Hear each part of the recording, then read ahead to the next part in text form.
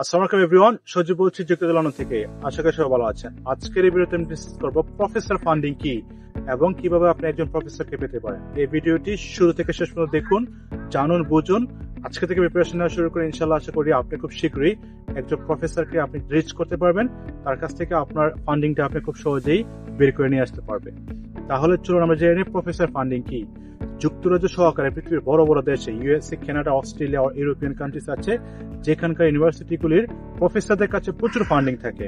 সরকার দিয়ে থাকেন, ডিপার্টমেন্ট দিয়ে থাকেন, অথবা এক্সটার্নাল এজেন্সিস আছে, এক্সটার্নাল রিসার্চ ইনস্টিটিউশন আছেন, ওরা হচ্ছে ওই প্রফেসরগুলিকে ফান্ডিং দিয়ে থাকেন। সে ফান্ডিং থেকে ওই প্রফেসর আপনাকে হায়ার করবে। ওই প্রফেসর আন্ডারে থেকে এখানে এসে আপনি একজন রিসার্চ অ্যাসিস্ট্যান্ট হিসাবে, গ্রাজুয়েট রিসার্চ অ্যাসিস্ট্যান্টশিপ হিসাবে অথবা গ্রাজুয়েট টিচিং অ্যাসিস্ট্যান্টশিপ হিসাবে আপনি ওদের আন্ডার কাজ করবেন। ওদের আন্ডার কাজ করে ওই প্রফেসরকে সাপোর্ট করবেন। সেই প্রফেসর আপনাকে টাকা দিবে, আপনার যে টিউশন ফি আছে সেটাকে সে ব্যাকআপ দিয়ে দিবে। এটাকে বলা হচ্ছে প্রফেসর ফান্ডিং। এই ফান্ডিং হচ্ছে কোনো কোনো সময় ফুল ফান্ডেড হয়ে থাকে।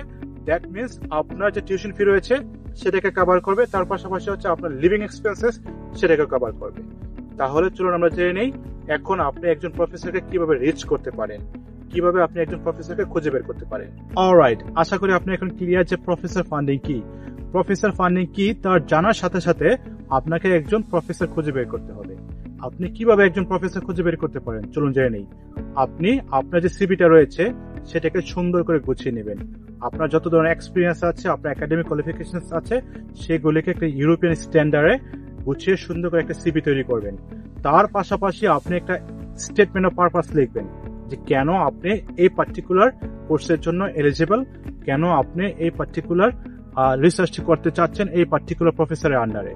তার পাশাপাশি আপনি আপনার রিসার্চ যে প্রপোজালটা আছে ছোট্ট করে 300 থেকে 400 ওয়ার্ডে, কারণ এটা হচ্ছে ইনিশিয়াল ডিসকাশন, ইনিশিয়াল ইমেল হবে।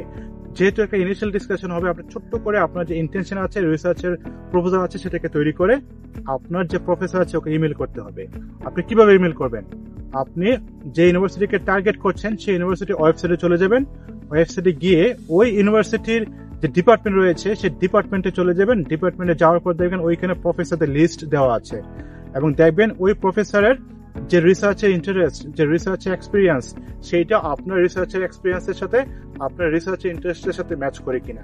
যদি ম্যাচ করে তাহলে ওই ওয়েবসাইটের মাধ্যমেই ওইখানেই ওই ইউনিভার্সিটির প্রফেসরের ইমেল অ্যাড্রেস দেওয়া আছে, সেটাকে আপনি পিক আপ করে আপনি সুন্দর করে আপনার রিসার্চ প্রপোজাল, আপনার সিভি, এইটাকে আপনি সুন্দর করে একটা ইমেল করে ওকে পাঠান যে আপনি হচ্ছে একজন prospective graduate student for September 2026 তো সেপ্টেম্বর 2027।